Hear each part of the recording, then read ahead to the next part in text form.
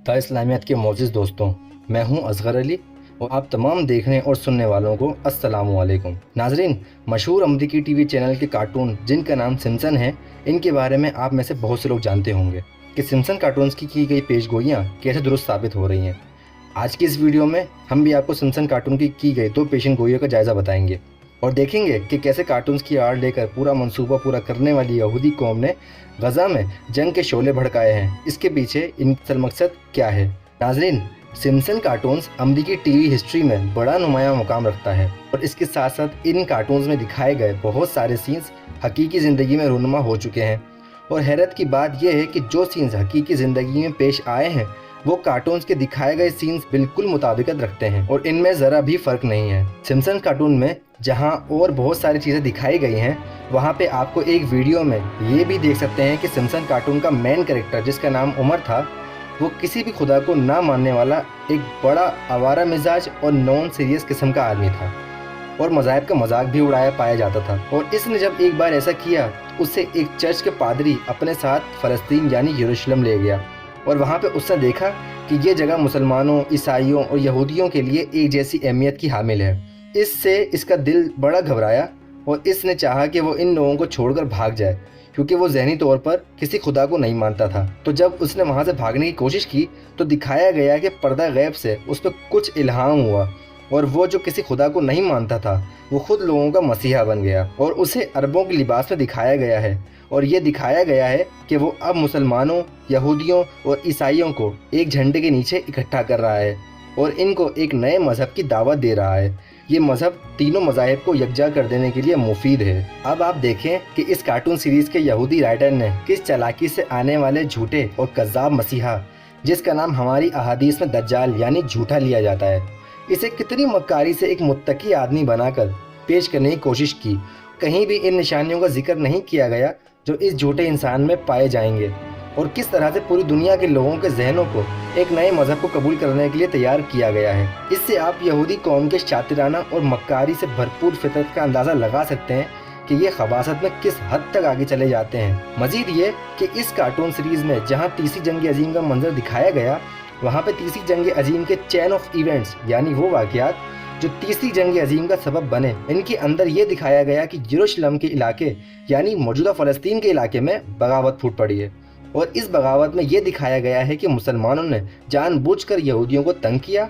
उन पर हमला किया, जिस पर यहूदियों ने अपना बदला लेने के लिए उन पर हमला कर दिया। अब आप ये देखें कि मौजूदा इसराइल फ़लस्तीन जंग की मंजरकशी किस कदर मक्कारी और खबासत से की गई है और साल पहले ही इसके बारे में कार्टून नुमा सीरीज़ में जिक्र करते हुए बड़ी चालाकी से मुसलमानों को जालिम दिखाया गया है। अब आप इन 2 वाक़यात से अंदाज़ा लगा सकते हैं कि यहूदी असल में क्या सोचकर बैठे हैं। इन 2 कार्टून क्लिप से ये बात वाज़े हो जाती है कि दरअसल मौजूदा इसराइल फ़लस्तीन जंग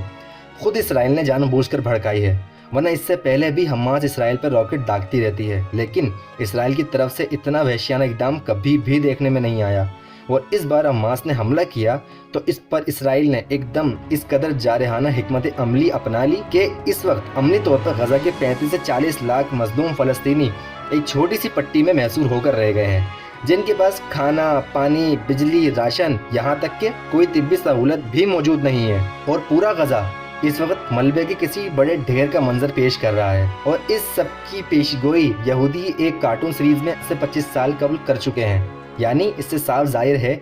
कि ये वाक़या असल में अचानक पेश नहीं आया बल्कि एक सोचा समझा मंसूबा था जिसको बड़े ख्याल एहतियात के साथ इसके मुकर्ररा वक्त पे शुरू किया गया। ये छोटा सा इलाका जिसमें ये जंग भड़क रही है, इसका मकसद क्या है?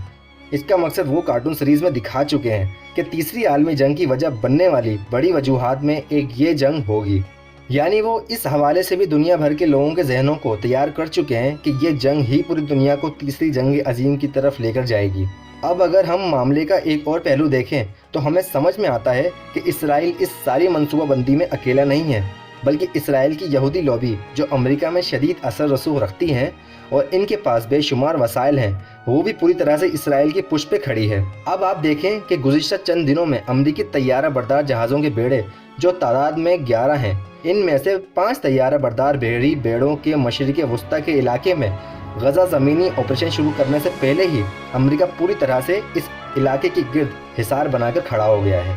और پوری دنیا کو خبردار کر رہا ہے اگر اس چھوٹی سی جنگ کے دوران، جو دراصل جنگ بھی نہیں ہے بلکہ ظلم ہے، جو اسرائیل کی پوری طرح سے مسلح فوج بے گناہ اور نہتے فلسطینیوں پر ڈھانے جا رہی ہے، اگر اس معاملے میں دنیا کے کسی بھی ملک نے مداخلت کی تو امریکہ کا واضح پیغام ہے کہ وہ ہم سے جنگ کرے گا۔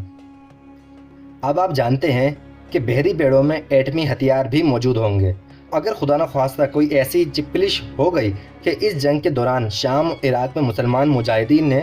روسی اسلحے سے امریکی ملٹری بیسز پر حملہ کیا، امریکہ نے جواباً روس کے اڈوں پہ حملہ کیا، تو روس اس معاملے میں کود پڑے گا۔ اگر روس اس معاملے میں آتا ہے تو امریکہ خود ایکٹیولی اس معاملے میں انوالو ہو جائے گا، اور جب دنیا کی دو بڑی طاقتیں ہی ایک دوسرے کے ساتھ جنگ میں شامل ہوں گی تو اپنے آپ ہی وہ جنگ ایک بڑی عالمی جنگ کی صورت اختیار کر جائے گی۔ ناظرین، جیسا کہ ہم پہلے بھی ذکر کر چکے ہیں کہ دراصل ان تمام جنگوں کا مقصد یہودیوں کا اپنے دجال کی آمد کے لیے راہ ہموار کرنا ہے۔ اب آپ دیکھیں کہ آج سے 40-50 سال قبل دکھائے جانے والے ان کارٹونز میں انہوں نے تیسری جنگ عظیم کے چین آف ایونٹ بھی دکھائے ہیں، اور ساتھ ہی یہ بھی دکھایا ہے کہ دجال یعنی ان کا سو کارڈ مسیحا کیسا ہوگا اور وہ کیا تبلیغ کرے گا،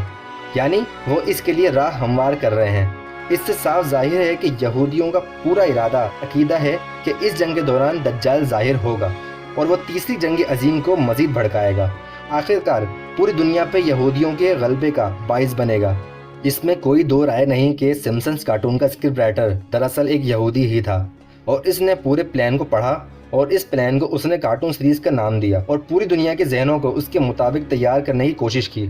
آپ یہاں سے یہودیوں کی خباثت، مکاری، کمینگی اور سازشی فطرت کا اندازہ لگا سکتے ہیں کہ وہ کس قدر آگے کی سوچتے ہیں اور کس طرح سے پلاننگ کر کے چلتے ہیں، یعنی کہ سمپسنز کارٹون میں دکھائے جانے والے تمام کے تمام سینز جو حقیقی دنیا میں ہو بہو رونما ہوئے، وہ کوئی اتفاق یا حادثہ نہیں تھا، وہ دراصل سب کی سب ایک سوچی سمجھی پری پلان سازش تھی۔ جبکہ آپ مسلمانوں کا حال ملاحظہ کریں تو پوری مسلم دنیا اس وقت بغیرتی کا پانی پی کر سو رہی ہے اور اپنی آنکھوں کے سامنے اپنے مظلوم لاکھوں فلسطینی بھائیوں کی نسل کشی کا منظر دیکھ رہی ہے۔ آئے روز غزہ سے دل دلا دینے والی خبریں اور تصویریں آ رہی ہیں، لیکن مسلم دنیا کے کان پر جوں تک نہیں رینگ رہی۔ یہاں تک کہ بحرین کے وزیر خارجہ نے یہ کہہ دیا ہے کہ یہ اسرائیل اور فلسطین کا آپسی معاملہ ہے، تو ہم اس لیے اسرائیل سے اپنے تعلقات خراب نہیں کریں گے۔ آپ اندازہ کریں کہ عرب ممالک کس سمت جا رہے ہیں اور باقی تمام مسلم ممالک کیا کر رہے ہیں۔ فلسطینی مسلمان کو کفار کے ہاتھوں میں تڑپ تڑپ کر سسک کر مرنے کے لیے چھوڑ دیا گیا ہے۔ اللہ سے دعا ہے کہ وہ ہمارے حال پر رحم فرمائے، ہمیں ہدایت کے راستے پر رکھے اور ہمیں یہودی چاروں کا شکار نہ ہونے دے۔ آمین ثم آمین۔